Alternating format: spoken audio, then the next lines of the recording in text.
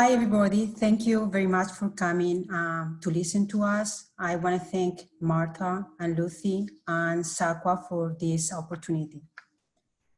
My name is Marisa Márquez, and I'm original from Spain. About 2 years ago, I moved with my husband and my son to Illinois. I used to own, with my family in Spain, my own sewing machine business and quilt shop, and that is how I started on the world of quilting. I started quilting as a necessity to help boost sales and classes for the quilt shop. In doing so, I realized that I was quickly become a hobby and a passion. My first quilts were based on traditional blocks and patterns. I did not start experience with Art Quilt until 2012. Next. My quilt from Ebb and Flow is called Brain Overflow. I love exhibits with a specific theme. The idea for this quilt came after watching a TV program about social media addiction. All the useless and potential fake or unfounded information that pours in our brains without filter. This information accumulates and blocks the intake of the real knowledge. Next. I'm a fan of steampunk elements and I use them in my work whenever I have a chance, like for example here, the pipes. Next. I started having to learn to quilt when there was not too many people that they were machine quilting in Spain. You have to think that we do not have a traditional in quilting in my country, and it's something that we imported from other countries, especially the United States. The first time that I machine quilted was in a normal sewing machine, and of course, it was a queen size bed quilt, and it was a horrible experience, but I got hooked. My quilt dance took place many years after that first experience. Every quilt for me is a new learning experience.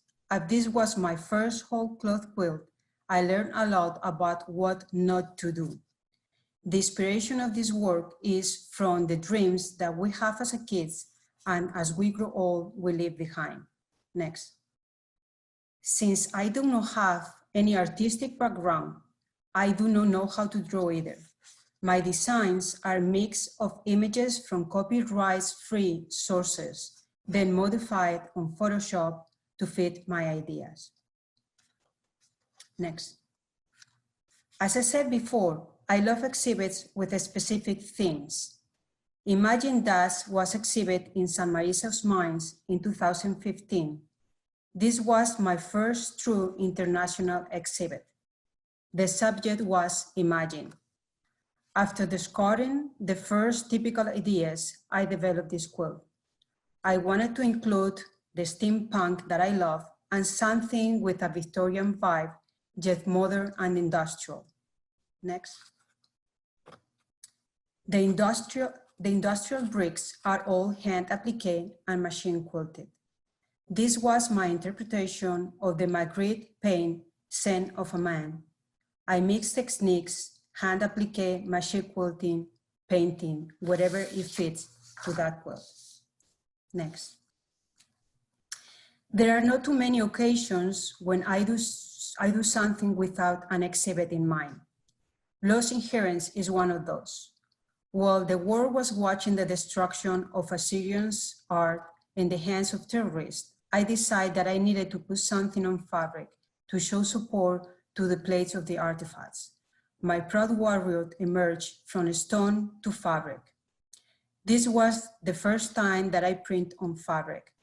The printed background are pre-Christian languages, and the Assyrian is appliqué and quilted with trapunto.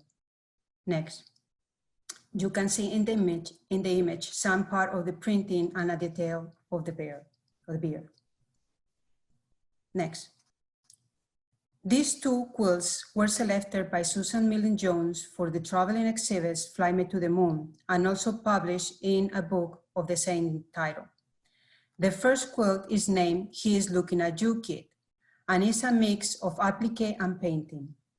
Inspiration is based on the famous images of an astronaut on the moon landing, but I wanted to give it a twist by actually having the reflection of the moon in his visor, showing truly how small and vulnerable we all are. Next, the second one, oh, I'm sorry, this is a detail of the painting on the moon on the visor. Next. The second one is called Verse Moon and is applique painting and machine quilting. Again, inspiration came from one of my favorite authors, Jules Verne, and his futuristic vision. He is represented by standing on the moon, and also my love steampunk is included. Next. From time to time, I like to return to work on whole cloth.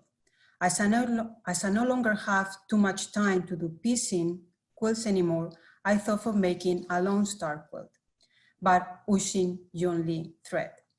Since moving to the Midwest and with a change of scenery from the cityscape of Madrid to the farm fields of rural Illinois, even though we are in Chicago, as we have Chicago as a backdrop, I decided in this quilt to go for farmhouse country chic look. Next.